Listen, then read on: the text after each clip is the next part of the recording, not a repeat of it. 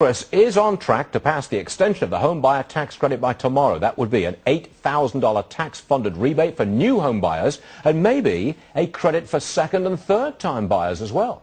Greg Rand is a realtor with Better Homes and Gardens, Rand Realty.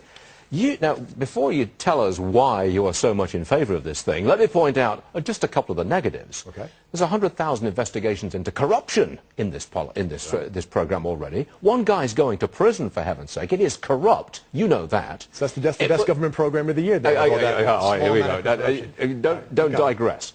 It robs sales from the future and puts them into the present. Doesn't really add to actual sales, just robs them from the future. And it's wildly expensive. It'll cost the taxpayer between $11 and $15 billion just for this extension, all of which goes on the deficit. And you're in favor of this? Yeah, and let me explain. I'll go in reverse, okay? Last night, every politician who won their election last night had the same message, right? Tax cuts and cut spending. Now, which is this? Is this a tax cut or is this a spending program? I think it's a tax cut. You're stimulating people to act now to buy a piece of real estate that they might have acted 6 months ago or a year ago. They might have acted a year from now. They're acting now. So it doesn't net stimulate new economic activity? Well, they say that every new real estate purchase stimulates $63,000 worth of economic activity in the local market. So that's all the real estate purchase, the lawyers, the transaction itself, floor coverings, wall coverings, paint, landscaping. There's a significant amount of spending that actually goes on when they move in.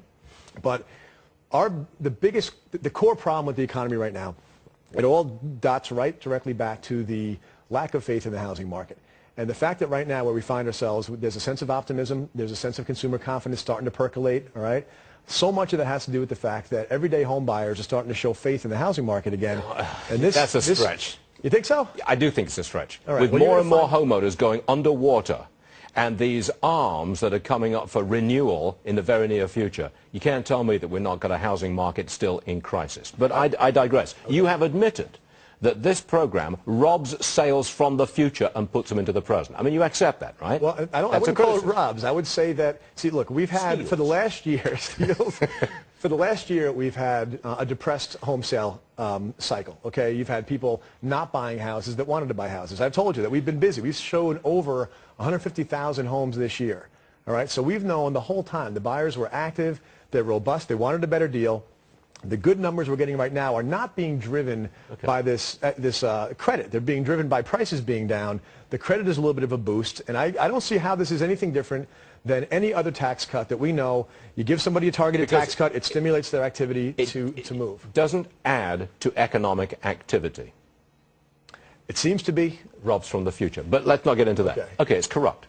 There's no. I can't help with that. I mean, So you just prefer to sort of accept this, right? Well, name me a government program that's not corrupt. I mean, the IRS lives on prosecuting tax evasion. I don't know who is running out there right now and saying, okay, this is an easy one to prove. Either you closed on a real estate transaction or you didn't. Cut my income tax rate, and that is not corrupt.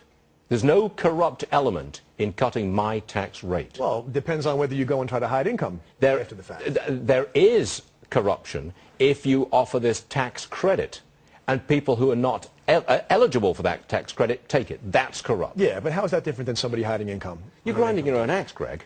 I'm doing what? You're a realtor, and you want all the help you can possibly get. You don't care if it costs me a small fortune. If I thought this was a government handout, I wouldn't be in favor of it. It is a government handout. I don't see it that way. Again, I ask you the question, if a government official runs on the message of tax cuts and cutting government spending, there are tax cuts out there that are targeted to try to encourage people to act in a certain way, invest in a certain way, and this is happening, and it's working, and it's money. If it's $8,000 that I'm not going to send to D.C. next year, how can that not be good? How can you not love that? So you'll vote for the Democrats, I take it, because you're all in favor of this program that they're offering you and your industry. Well, everybody's voting for this thing.